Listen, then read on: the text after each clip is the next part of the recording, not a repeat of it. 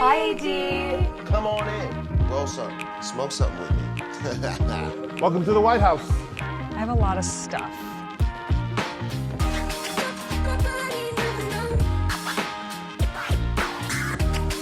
This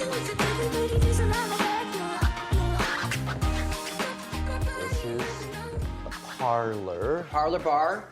We started collecting, I like to do taxidermy. I take classes in taxidermy. I haven't done these, but we started collecting old vintage, none of these have been game shot, but these are old, all turn of the century monkeys. And so we started calling this the monkey bar because there's several monkeys around. And we thought that was kind of fun. Right, because we like monkeys. And it's a play on word because monkey bars is actually a thing that you can do when you're a kid. And I just got that. All right, so here we are. Welcome to my skate park. This is where I come and shred with the boys and get some good training sessions in, practice my tricks, stay on top of my game. Got the artwork over here. My buddy Mad Steez did it. Kind of went with the green and purple vibe in here. Bright colors, good vibes. So basically, I mean, you got most of your classic skate obstacles in here. Got a double set right here. This is the big set of the park.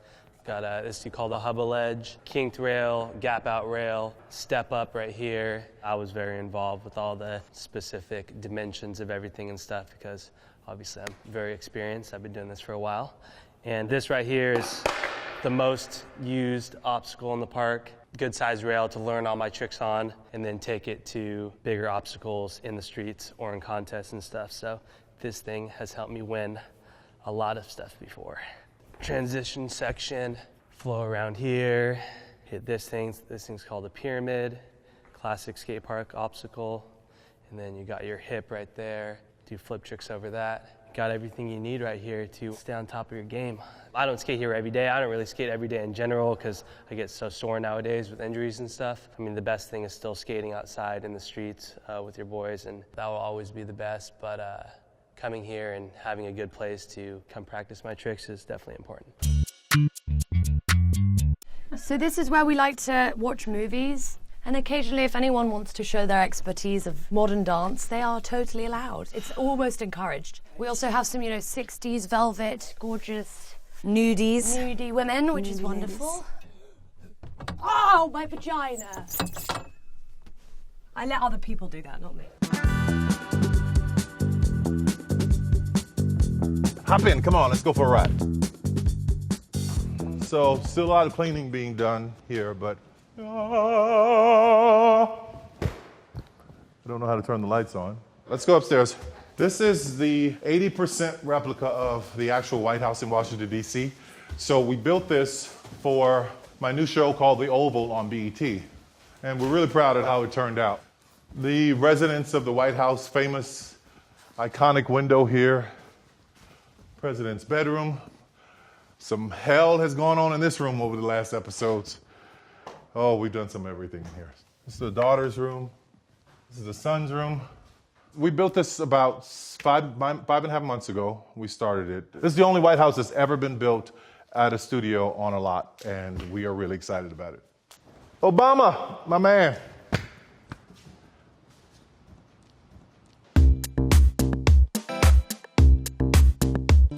So this is the gallery, the art gallery. The person who built the house is a big fan of art, and he was playing with the thought of maybe even having some moving art pieces here.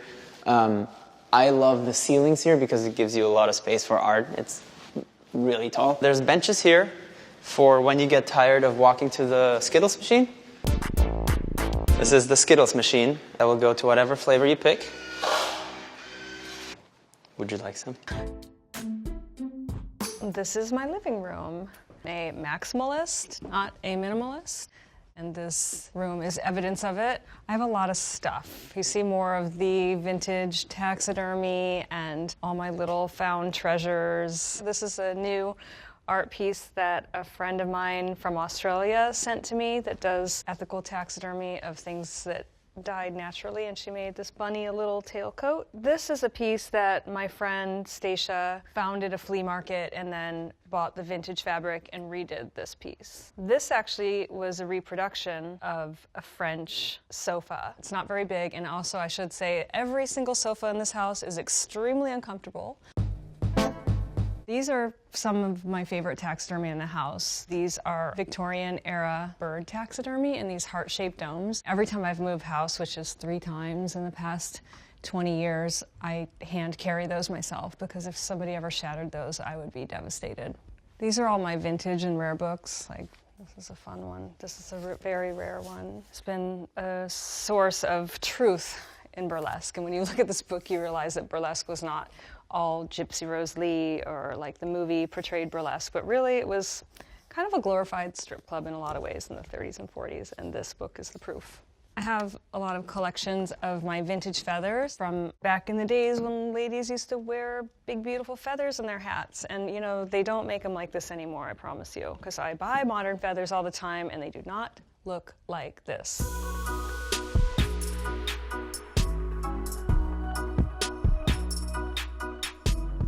This is, I think, probably my favorite. Yes, you spend so I much definitely time utilize this more than anyone.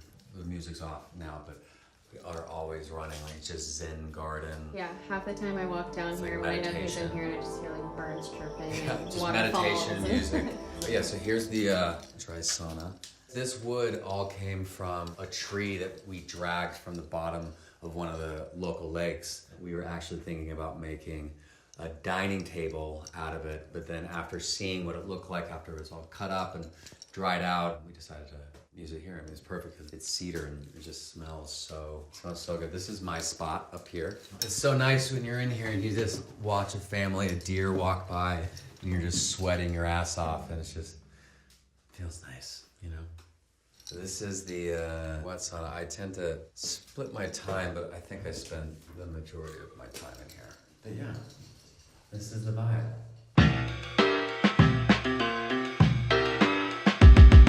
All right, so let's get to the cars. First, we got a 57 Impala right here. We got a Range Rover. We got a Kawasaki and a Ghost, Rolls Royce. Those are my son's cars. He don't really drive those that much. He's too big for that shit. He rides in my cars with me. This is my 6'4" Impala. This is my 62 Impala. This is just for like, you know, when we driving around, when we going fast, when we moving. My baby's mom actually bought me this because I was mad at her, and she wanted me to not be mad at her, so she bought me a car.